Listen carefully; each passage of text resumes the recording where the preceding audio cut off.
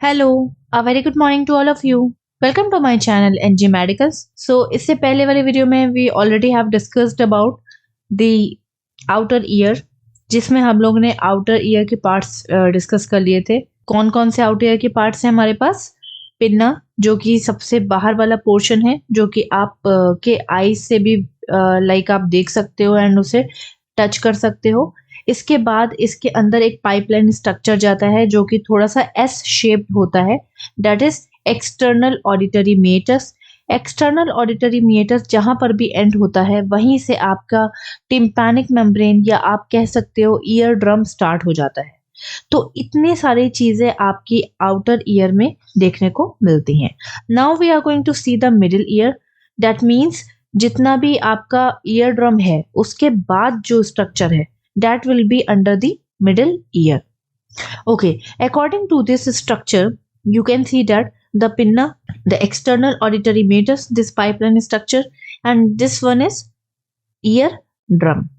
After that, ear drum के बाद आपको ये कुछ बोनी स्ट्रक्चर देखने को मिल रहा होगा, राइट? सो ये बोनी स्ट्रक्चर जो है ये 3 स्मॉल बोन से मिलके बना होता है, जिसको हम लोग कैसे रिमाइंड कर सकते हैं, जिसका सीक्वेंस MIS के थ्रू रिमाइंड कर सकते हैं। MIS that means M for malice, I for incus and S for steps. Malice जो कि एक आपको हैमर शेप्ड स्ट्रक्चर बोन दिख रही होगी, ये डायरेक्टली अटैच होती है आपके टिम्पैनिक मेम्ब्रेन से। ये हैमर शेप्ड स्ट्रक्चर का मेन फंक्शन क्या है?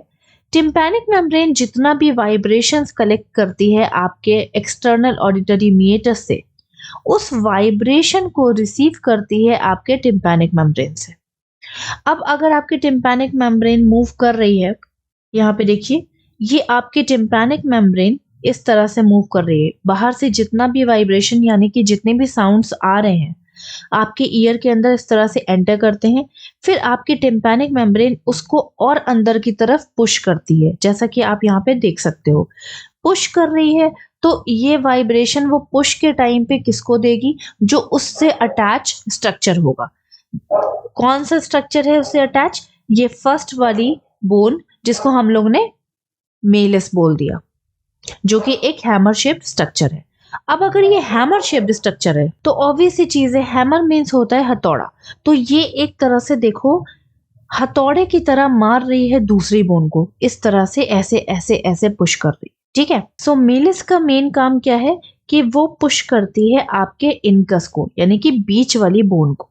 अब बीच वाली बोन क्या कर रही है? सारा जो पुश वाला वाइब्रेशन है उसको रिसीव करके सबसे smallest bone of the body की सबसे छोटी बोन यानी कि स्टेप्स, इस वाले स्ट्रक्चर को दे रही है। देखो, ये जो हैमर शेप्ड स्ट्रक्चर है ये दूसरी यानी कि सेकंड और यू कैन से दैट के मिडिल वाली बोन को वाइब्रेशन दे रही है, और मिडिल वाली बोन सबसे छोटी वाली बोन को वाइब्रेशन दे रही है।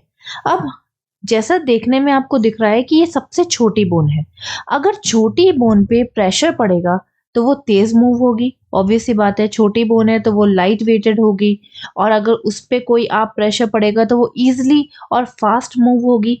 जब वो इजीली और फास्ट मूव होगी तो वो ज्यादा से ज्यादा वाइब्रेशन जो है आगे के स्ट्रक्चर में सेंड करने में बहुत अच्छे से वर्क करेगी। अगर यही बोन बहुत हैवी होती तो वाइब्रेशन के थ्रू ये बोन ज्यादा मूव नहीं कर पाती, कम मूव करती तो कम साउंड को आगे भेज पाती। छोटी है, ज्यादा तेज मूव कर रही है तो ज्यादा साउंड्स को आगे भेजने का काम कर रही है, और ये बॉडी की सबसे छोटी बोन होती है। इसके अलावा मेन मिडिल ईयर में ये 3 बोन्स ही फंक्शन करते हैं, ये 3 बोन ही आपका मिडिल ईयर बनाते हैं। इसके अलावा जब अगर आप देख रहे हो तो ये वाला स्ट्रक्चर जो आपको देखने को मिल रहा है, ये एक पाइपलाइन स्ट्रक्चर देखने को मिल रहा होगा। अब आप सोचिए कि इस पाइपलाइन स्ट्रक्चर का यहाँ पे क्या काम है? हमारा काम, हमारे ईयर का क्या काम है? सुनना, हियरिंग, ठीक है। हियरिंग के लिए साउंड वेव्स को कलेक्ट करा जाता है और साउंड वेव्स को आगे भेजा जाता है। तो साउंड वेव्स तो इन स्ट्रक्चर के थ्रू इजीली आगे जा रहे हैं, बट इस ओपनिंग का क्या काम है? क्यों नेचर ने इस ओपनिंग को बनाया? फर्स्ट ऑफ ऑल ये ओपनिंग कहाँ जाकर के मिल रही है ये मैं आपको दिखा देती हूँ। यहाँ पे देख लो, ये आपका ईयर है, ये आपका एक्सटर्नल ऑडिटरी मीटस है, ये आपकी ईयर ड्रम यानी कि आपकी क्या टिम्पैनिक मेम्ब्रेन है। उसके बाद आता है आपका मिडिल ईयर, जिसमें आपको ये छोटे छोटे 3 बोन्स दिख रहे होंगे, मैंने आपको बता दिया। देन जिस ओपनिंग की हम बात कर रहे हैं वो ओपनिंग कहाँ पे है, यहाँ पे। और ये कहाँ पे जाकर के अटैच हो गई, आपकी नोज से जाकर के अटैच हो गई। सिर्फ एक सिंपल सी चीज आप यहाँ पे ये समझिए कि टिम्पैनिक मेम्ब्रेन, मैंने आपको बताया था कि ये वाली जो मेम्ब्रेन है टिम्पैनिक मेम्ब्रेन, ये बहुत लाइट वेटेड होती है, सेमी ट्रांसपेरेंट होती है और पतली होती है। क्यों? क्योंकि इसको मूव करने में इजी होता है। कोई भी पतली चीज अच्छे से मूव कर पाएगी as compare to the thick यानी मोटी चीज के लिए। ओके, अब जब ये पतली चीज अच्छे से मूव कर रही है तो इसका मूवमेंट कैसा होता है, अंदर बाहर अंदर बाहर अंदर बाहर। ये अंदर भी मूव करेगी, फिर ये बाहर मूव करेगी, फिर अंदर मूव करेगी, फिर ये बाहर मूव करेगी। यहां से भी एयर आ रही है और इसको अंदर की तरफ पुश कर रही है, यहां से भी एयर आ रही है और इसको बाहर की तरफ पुश कर रही है। अब आप ये समझो कि एक ओपनिंग यहां पर है और एक ओपनिंग यहां पर है, जिसने आपके आउटर ईयर और आपके मिडिल ईयर दोनों का प्रेशर ऑलमोस्ट अप्रोक्सीमेटली इक्वल कर रखा हुआ है।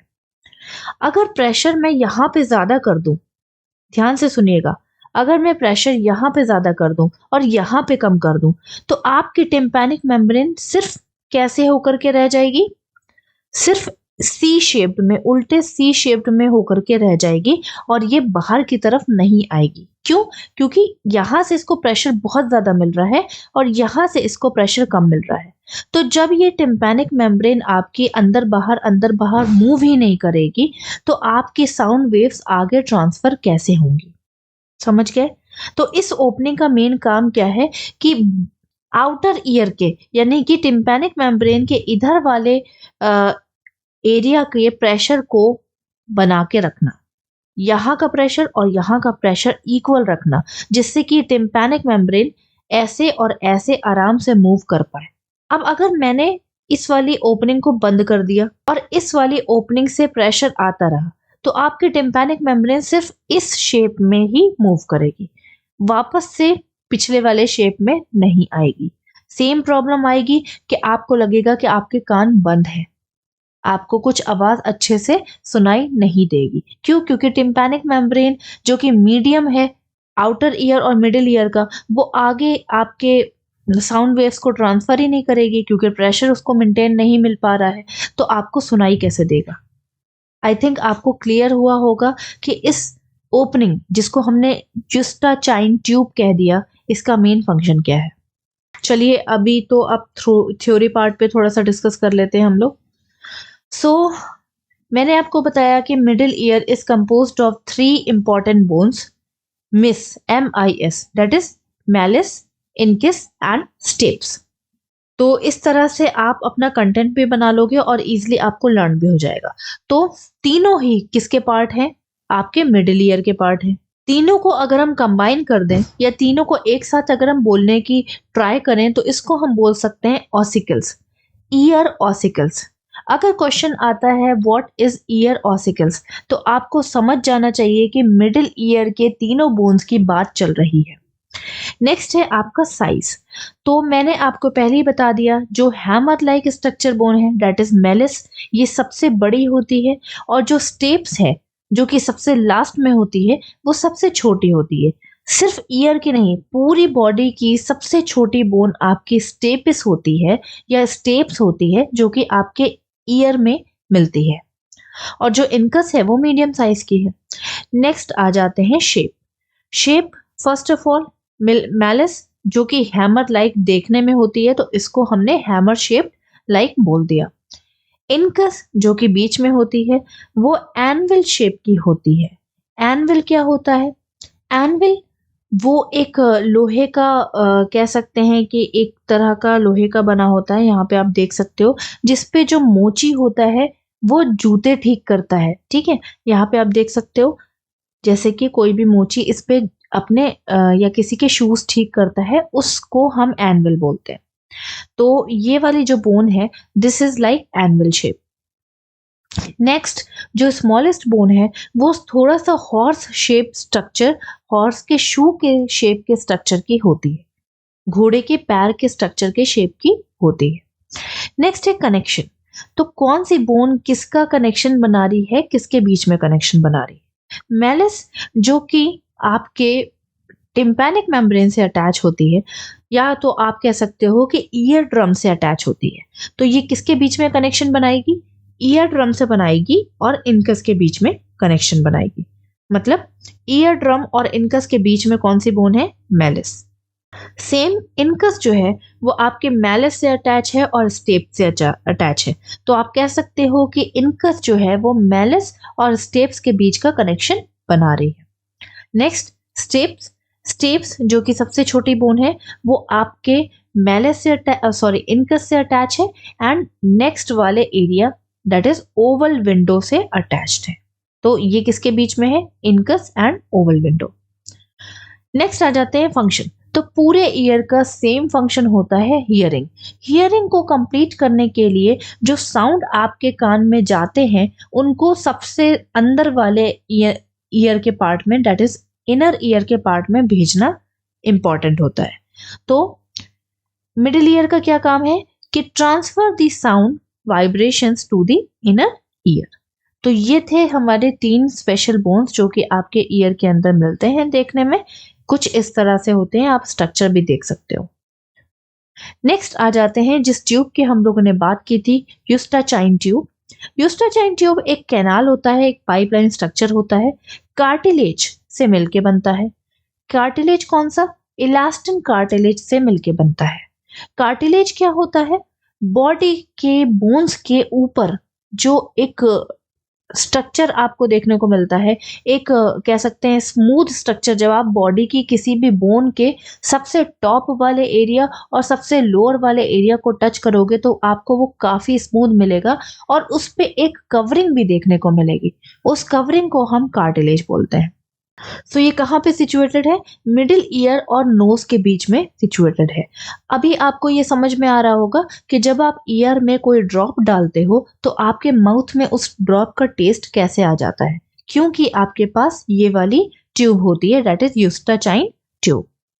Maintain the pressure of the middle ear, ये मैं आपको बता चुकी हूँ। इसके अलावा the air pressure of the external ear and the middle ear should be equal. ये भी मैंने आपको बताया कि एक्सटर्नल ईयर यानी कि बाहर आउटर ईयर और मिडिल ईयर के दोनों का प्रेशर इक्वल होगा, तभी आपके टिम्पैनिक मेम्ब्रेन अंदर बाहर मूव करके वाइब्रेशन को ट्रांसफर करेगी। It helps to send proper sound waves to the internal year.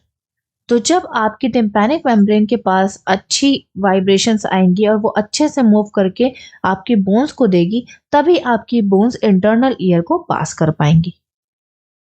External ear pressure is maintain by the air inserted by the pinna. अब जो मैंने आपको दोनों प्रेशर बताए हैं वो किस किस जगह से मेंटेन हो रहे हैं? जो एक्सटर्नल ईयर यानी कि टिम्पैनिक मेम्ब्रेन के पहले वाला एरिया है, उसके अंदर कहाँ से एयर आ रही है? आपके पिन्ना से आ रही है। और जो आपका मिडिल ईयर है उसके अंदर एयर कहाँ से आ रही है? जब आप ब्रीथ करते हो तो वो ब्रीदिंग आपकी यूस्टाचाइन ट्यूब में भी चली जाती है, ठीक है, उसका प्रेशर भी अंदर जाता है। तो इस तरह से आपके दोनों एरिया पे प्रेशर मेंटेन हो रहा है। नेक्स्ट आ जाते हैं ओवल विंडो। ओवल विंडो आपके स्टेप्स से डायरेक्टली अटैच होती है। इसका काम क्या है? स्टेप्स से जितनी भी वाइब्रेशंस है उनको ले करके इनर ईयर में पहुंचाना। तो ओवल शेप की होती है, that's why it is said to be a oval window. Connection बनाती है स्टेप्स और इनर ईयर के बीच में। और क्या करती है? कनेक्शन बना करके इसका काम क्या है? ट्रांसफर करती है वाइब्रेशन को इनर ईयर के अंदर। इसी के साथ जस्ट उसके नीचे राउंड विंडो सिचुएटेड होती है। ये रही आपकी राउंड विंडो। राउंड विंडो का क्या काम है कि जितना भी वाइब्रेशंस आपके स्टेप्स से इधर उधर चला जाता है, राउंड विंडो उसको कैच करके भी अंदर भेजने का काम करती है। Situated below the Oval window, Oval window के नीचे सिचुएटेड है। फंक्शन क्या है? कम्युनिकेशन करती है between the middle and the inner year. इसको हम फिनिस्ट्रा भी बोलते हैं। So this is all about the middle ear. If you are having any doubt, please ask me in a comment box. Till then, bye bye, take care and have a nice day.